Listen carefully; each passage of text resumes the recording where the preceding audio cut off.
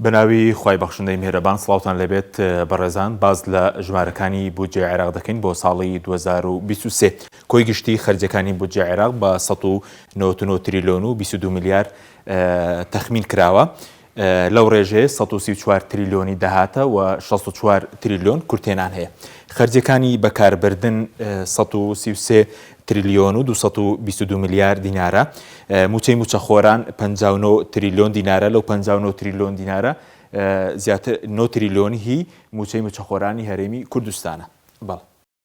بەڵێ هەر سەبارەت بە خەرجەکانی تر خەرجی سەرمایە کە بودجەی پەرەپێدانی پارێزگەکان و بودجەکانی وەبەرهێنان دەگرێتەوە 49 تریلیۆن و 462 میلیاری بۆ دانراوە کە بەم شێوەیە وەبەرهێنانی ناوخۆیی 38 تریلیۆن و 340 میلیار دینارە.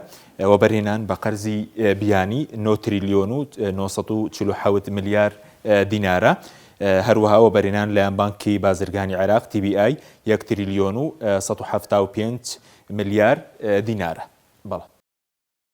بەڵێ سەبارەت بە خەرجی سیادی 58 تریلیۆن و 200 میلیار دیناری بۆ دانراوە و کەرتی نەوت لە بودجێی عێراقدا 23 تریلیۆن 508 میلیار دیناری بۆ دانراوە. لەو 23 تریلیۆنە زیاتر لە 3 تریلیۆنی بۆ خەرجەکانی کەرتی نەوتی هەرێمی کوردستان دانراوە کە 3 تریلیۆن و 876 میلیارە بۆ نەوتی هەرێمی کوردستان دانراوە. وەزارەتی بەرگری عێراق لە خەرجی بڵێن لە چوارچێوەی خەرجی سیادی 9 تریلیۆن و 764 میلیار دیناری بۆ دانراوە. و موچەی وەزارەتی پێشمەرگە لە چوارچێوی وەزارەتی بەرگری عێراق لە کۆی ئەو 9 تریلیۆنی کە بۆ وەزارەتی بەرگری دانراوە 228 میلیار و 304 میلیۆن دیناریش بۆ موچەی پێشمەرگە دانراوە. ئەوە خەرجی سیادی بوو کە 58 تریلیۆن و 200 میلیار دینارە. بەڵێ سەبارەت بە پشکی هەرێم لە بودجێ عێراقدا ئەوەی کە دانراوە بۆ خەرجی بەکاربردن 13 تریلیۆن و 400 میلیار دینارە. لەو چوارچێوێدا موچەی مانگانە 906 میلیاری بۆ دانراوە کە 775 هی فەرمانبەرانە هەروە 112 هی خانەنشینانە و 19 میلیار دیناری مانگانەش هێزەکانی پێشمەرگەیە.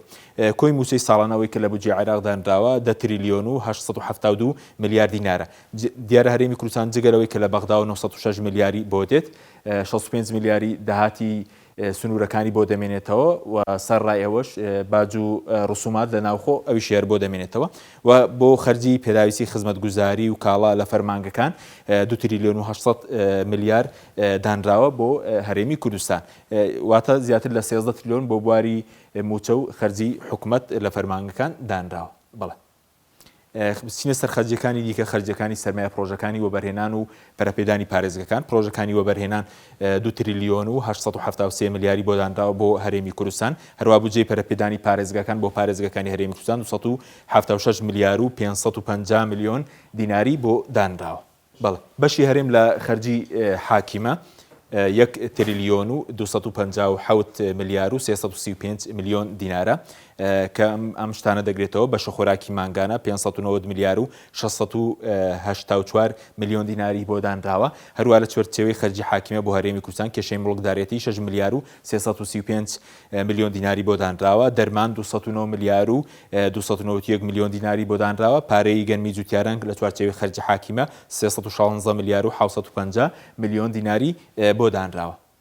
بەڵێ هەر لە چوارچێوەی خەرجی حاکیمە هاوردەکردنی وزە هەروە سەرژمێری گشتی کاوەبڕیارە ئەنجام بدرێت لەگەڵ هەڵبژار خەرجی هەڵبژارنی ئەنجومەنی پارێزگاکانیش کە ئەم سێ بوارە 133 میلیار دیناری بۆ دانراوە.